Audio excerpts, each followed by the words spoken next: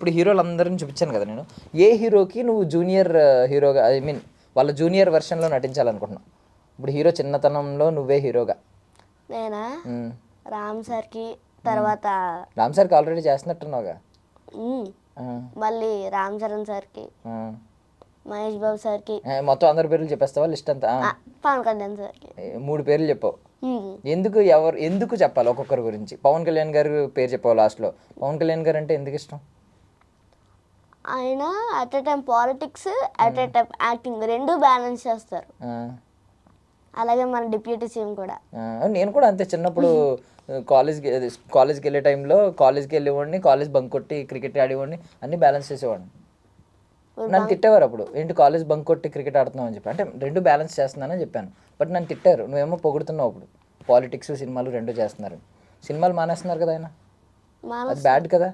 కానీ వస్తున్నాయిగా మూవీస్. ఇంకా ఏమొస్తున్నాయి? ఎప్పటి నుంచో వెయిట్ చేస్తున్నా. ఎప్పుడు వచ్చింది లాస్ట్ సినిమా అయిందా? అది లాస్ట్ సినిమా బ్రో అనుకుంటా.